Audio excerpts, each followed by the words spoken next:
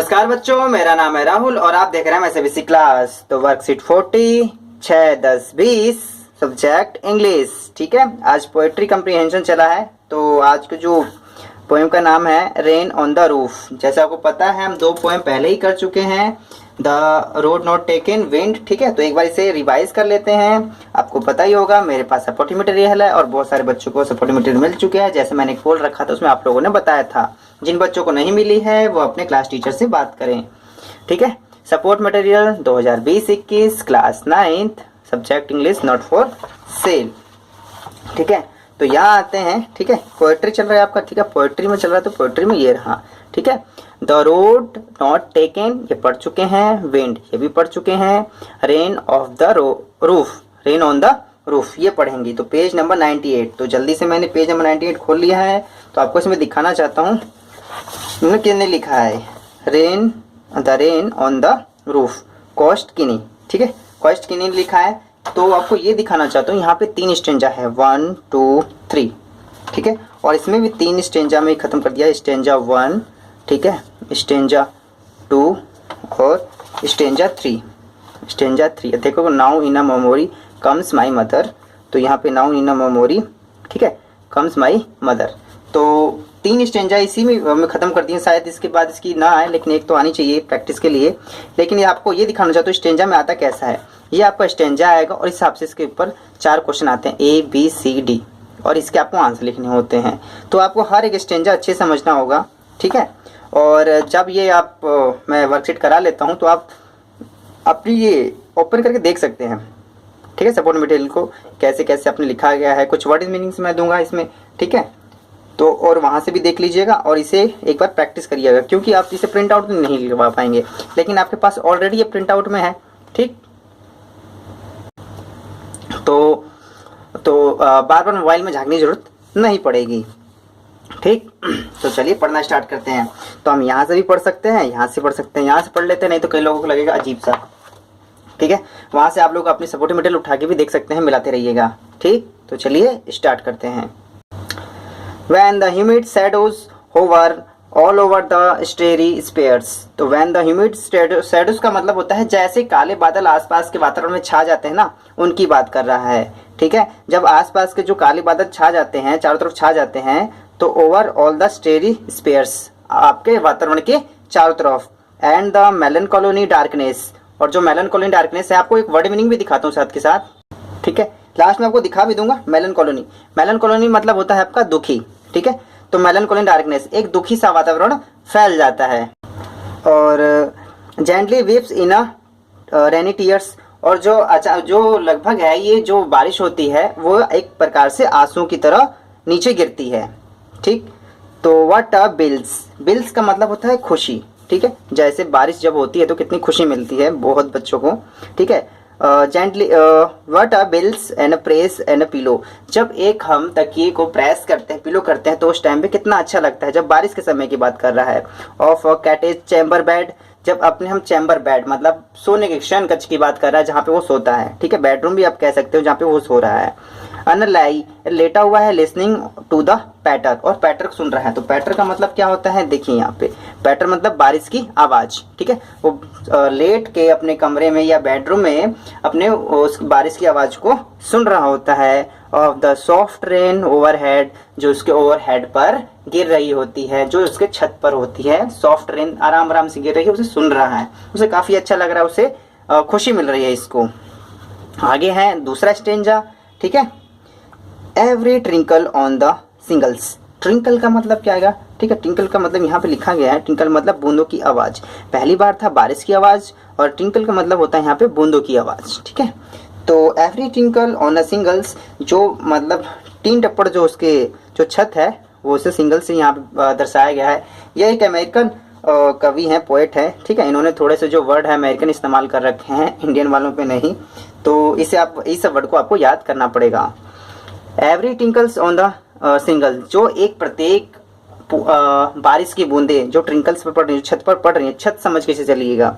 Has an eco, एक गूंज पैदा कर रही है। ऑन द हार्ट, मेरे हृदय में एक गूंज पैदा कर रही हैं। एंड 1000 ड्रीम्स फैंसी, और काफी बहुत सारे सपने आ रहे हैं। इनटू बिजी बीइंग स्टार्ट, जिसको मैं बुनने में काफ़ी व्यस्त हूँ। एंड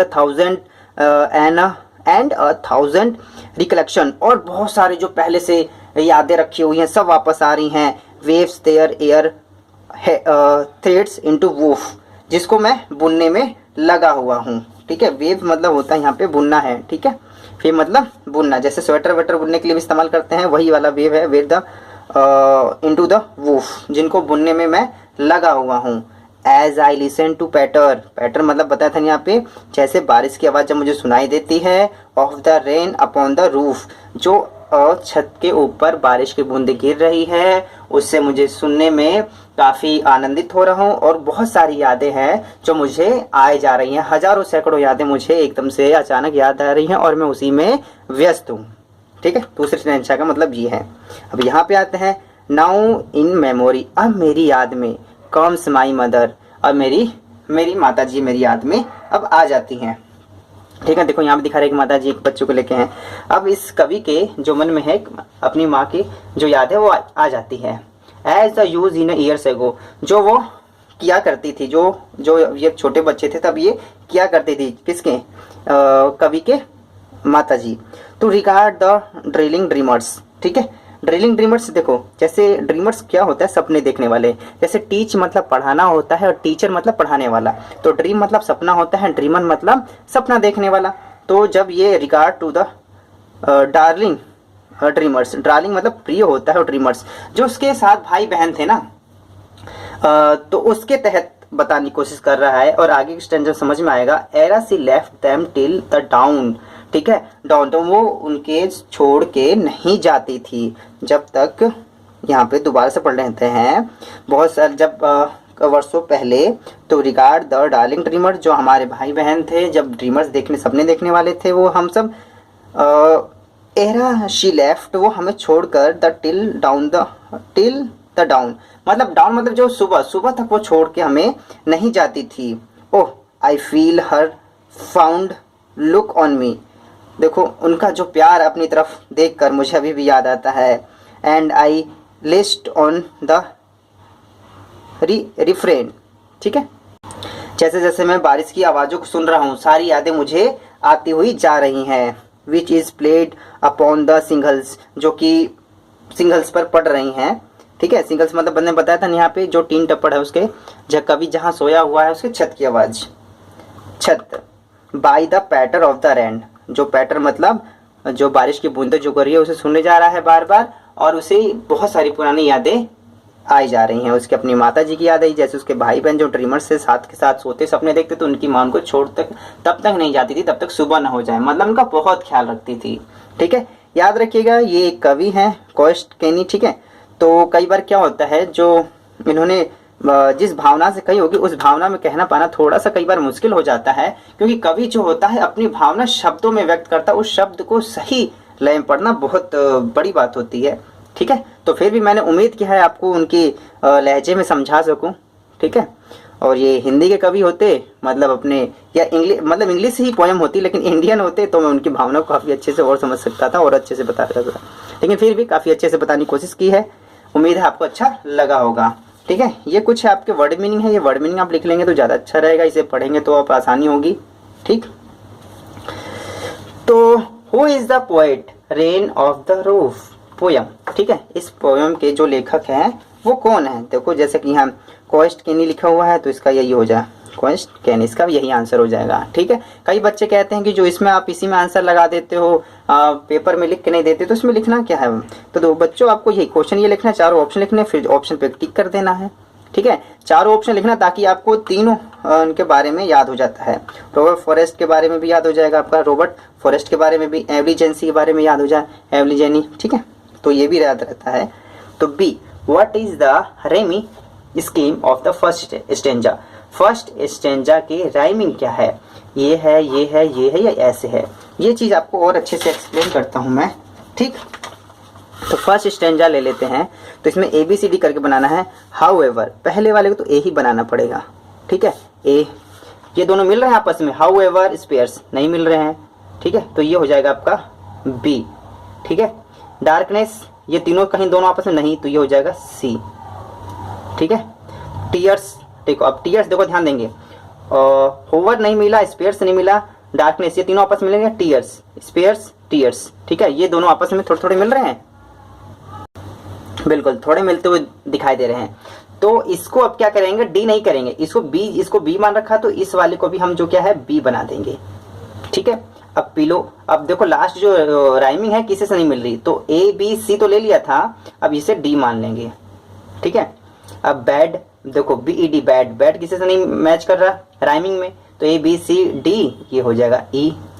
पैटर, ठीक है, देखो पैटर किसी से मैच कर रहा है, ए, ये डार्कनेस होवर किसी से मैच कर रहा, ए बी सी डी ई, इसे एफ मान लेंगे।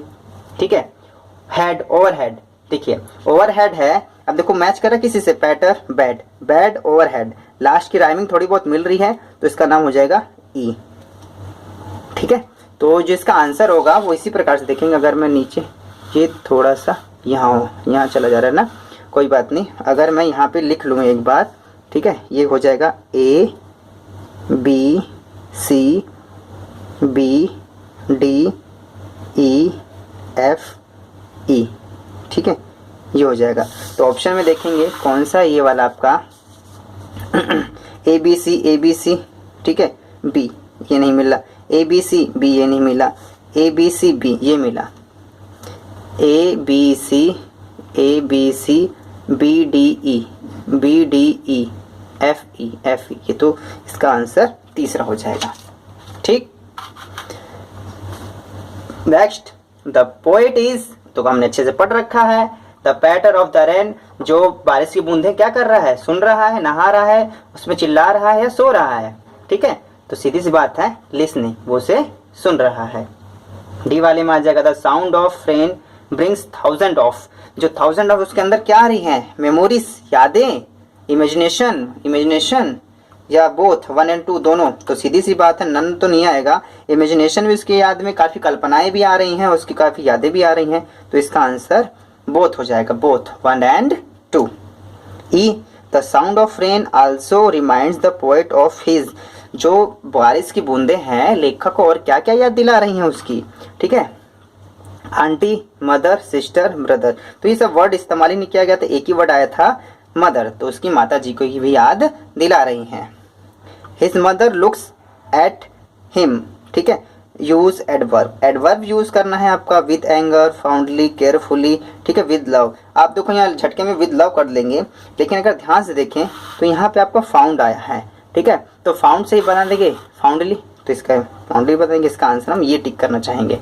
ठीक, अब आता है by the darling dreamers, darling dreamers, जैसे मैंने बताया तो कभी इसमें आया था, जो उसके भाई बहन के लिए इस्तेमाल किया गया है darling dreamers. The poet is referring to the sleeping, ठीक है, तो dash in a poem, day dreamers जो दिन में सपने देखने वाले हैं, poet and his symbols, poet जो कवि है और उसके साथ में रहने वाले, ठीक है, फैमिलीज के बारे में, पेट्स के बारे में, तो सीधी फैमिली बात मानी, जो उसके साथ उसके जो भाई बहन सपने देख रहे हैं उसके बारे में है, तो पोएट्स एंड हिज सिबलिंग। तो लास्ट है how do you feel when it rains, आप कैसा महसूस करते हैं जब रेन होती है, हैप्पी, सैड, एग्जीनियस एंड अदर। ठीक है, तो मोस्टली तो लोग या तो खुश होते हैं या तो सैड होते हैं, मैं तो भाई साहब हैप्पी रहता हूँ हर बार। ठीक है, तो ये क्या है ना, कोई सैड लगा सकता है, एंजोनियस लगा सकता है, एन अदर लगा सकता है। ठीक है, कोई सोचने लग जाता है, कोई कल्पना करने लग जाता है, तो अच्छी बात है, हमें हैप्पी। और मैं बारिश में नहाना अच्छा जुकाम हो जाता है, लेकिन उसे फील काफ़ी अच्छा करता हूँ, एक हाथ बाहर निकाल लेता हूँ। ठीक है, तो घर में से ही काफ़ी अच्छा फीलिंग्स आती हैं, तो मैं इसका आंसर हैप्पी लगाना चाहूँगा। आप इसमें से कोई सा लगा सकते हैं अपने अनुसार।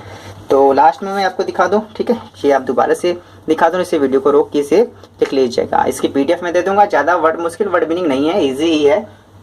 ठीक है, और लास्ट में दोबारा से बता दूँ, ये आपका स्टेंजा, ठीक है, the rain of the poem, 3 stanza है, तीनों स्टेंजा इसमें आ गए हैं और बहुत ही इंपॉर्टेंट है, इसे दोबारा पढ़िएगा और इसके क्वेश्चन आंसर देने का कोशिश करिएगा। नहीं आएगी तो मैं आपको दोबारा से इसके आंसर भी प्रोवाइड करा दूंगा। ठीक है, तो माय CBSE क्लास की इस वीडियो को देखने के लिए धन्यवाद। जय हिंद, जय भारत।